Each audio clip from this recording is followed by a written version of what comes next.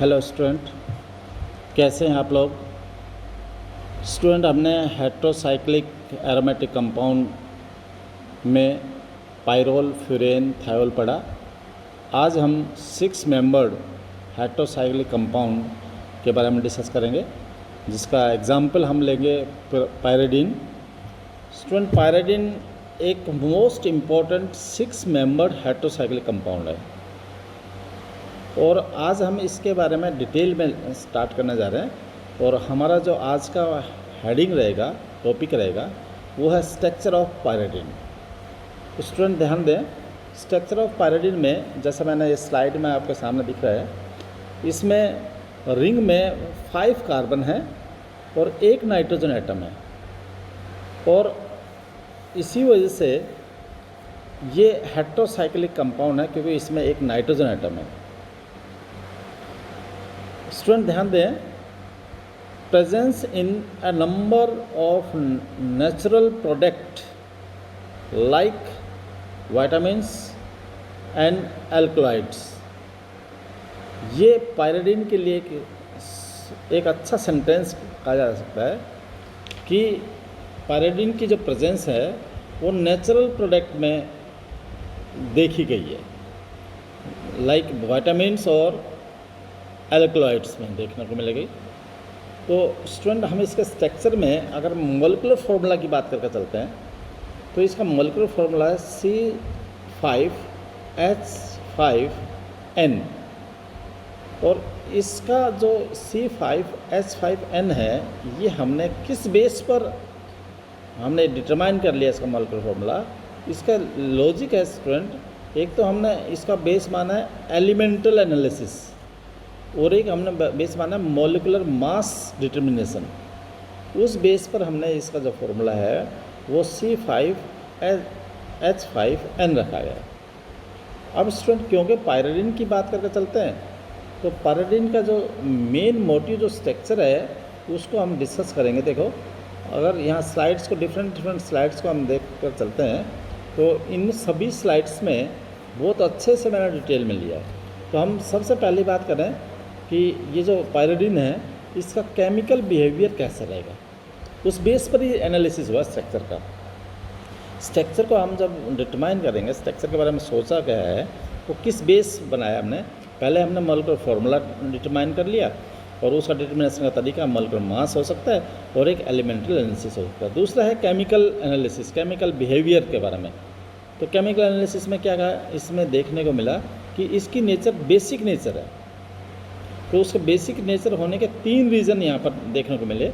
Number 1 तो खुद इसको यदि हम एसिड के साथ रखते हैं तो ये सॉल्ट बना लेता है, तो इसका मतलब ये खुद कैसा हुआ, बेस हुआ। इसी तरह से अगर हम यहाँ देखें कि it form A quaternary salt with methyl iodide. अगर इसका इक्विमोलर यूज में आता है, मिथाइल आयोडाइड 1 मोल लिया है और 1 ही मोल हमने पायरिडीन लिया, तो इससे जो बना है वो सॉल्ट बना है, वो मिथाइल पायरिडीनियम सॉल्ट बन गया। और इससे भी ये पता लगता है कि ये बेसिक नेचर में। और इसी टाइप का एक बेसिक नेचर का एक और एग्जाम्पल से एक और क्लू कैसे मिला, it will not react with acetyl chloride और नाइट्रस एसिड। तो इससे भी हमें पता लगा कि ये बेसिक नेचर में रहेगा। तो अब ये तो हुआ हमारे पास केमिकल बिहेवियर। नेक्स्ट हम बात करें, इसी की हेल्प मिलेगी हमें स्ट्रक्चर को एनालाइज करने में। इन पॉइंट्स पर हेल्प मिलेगी जो मैं आज को आपको बोल कर सुना रहा हूँ। नेक्स्ट है एरोमेटिक करेक्टरिस्टिक। तो एरोमेटिक करेक्टरिस्टिक को अगर हम यहाँ पर देख कर चलते हैं कि एरोमेटिक के लिए हमने यहाँ पर स्ट्रक्चर एंड एरोमेटिसिटी के बेस पर बात कर लिया। तो एक तो ये स्टूडेंट ध्यान दे लें कि इसमें हमेशा याद रखो, एरोमेटिसिटी जब हम डिसाइड करते हैं तो इसमें क्या ऐसा देखने को एनालिसिस कैसे करके इसमें एरोमेटिक करेक्टर होंगे। तो ध्यान दें, इट बिहेव लाइक बेंजीन और it exhibit chemical reaction like benzene. कैसे, इलेक्ट्रोफिलिक सब्स्टिट्यूशन रिएक्शन इसमें देखने को मिला, तो इसका मतलब आइडिया मिला कि इसमें एरोमेटिक करेक्टर होंगे ही होंगे।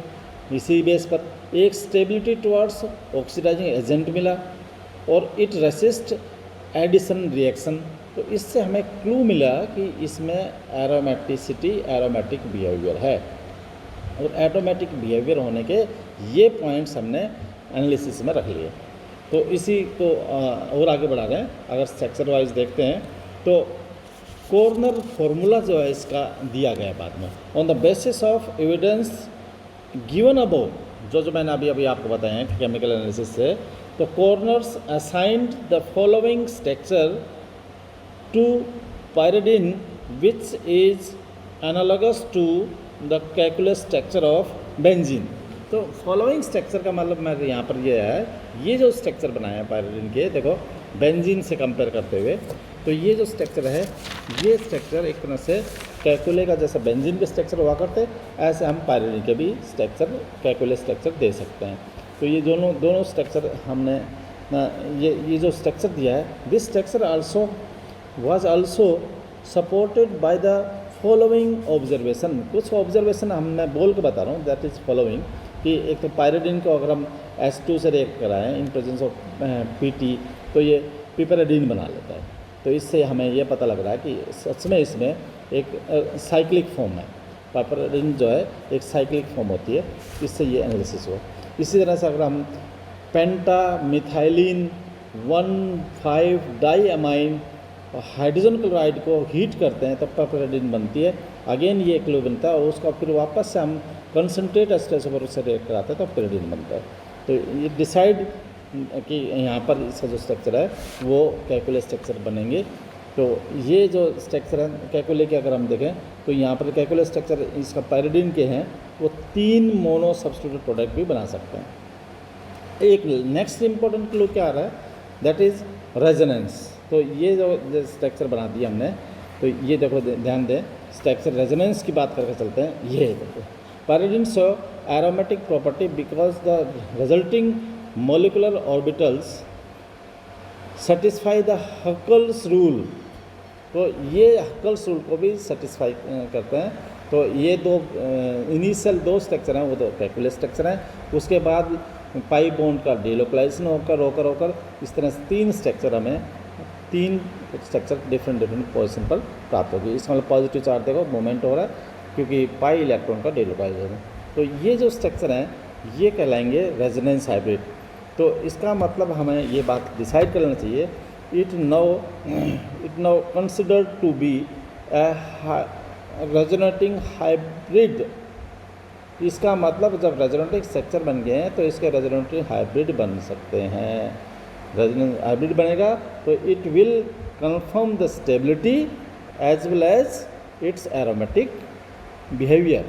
तो ये होना, रेजोनेटिंग हाइब्रिड हो जाना, ये सब चीज़ें इसके रेजोनेंस हाइब्रिड स्ट्रक्चर से इसकी स्टेबिलिटी का प्रूव हो जाता है, क्योंकि रेजोनेंस हाइब्रिड हुआ तो स्टेबल हुआ।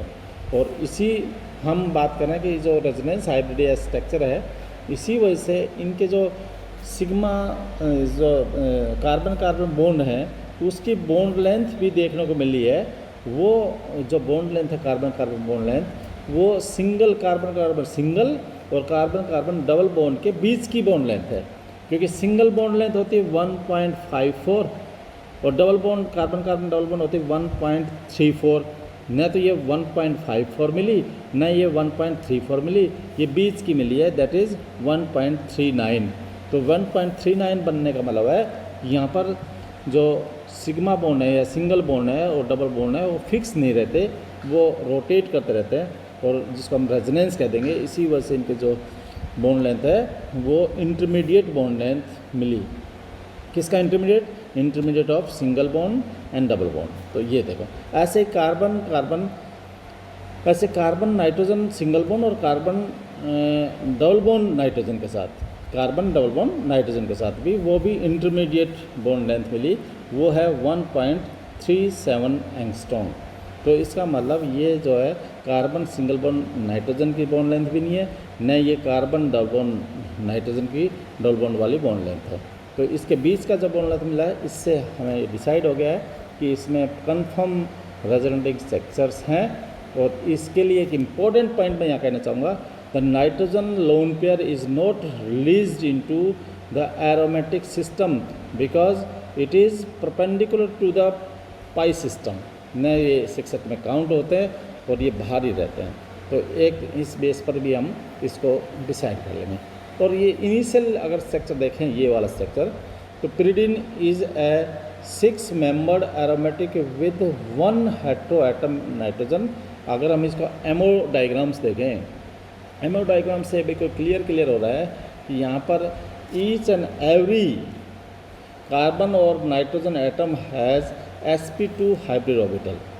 तो ये sp2 हाइब्रिड ऑर्बिटल्स हैं। इन हाइब्रिड ऑर्बिटल में एक एक क्योंकि इलेक्ट्रॉन है तो ये आपस में एडजेसेंट जैसा कहेंगे साइड वाइज से बॉन्ड बनाकर ओवरलैपिंग कर सकते हैं। तो साइड वाइज ओवरलैपिंग से पाई बॉन्ड बना सकते हैं।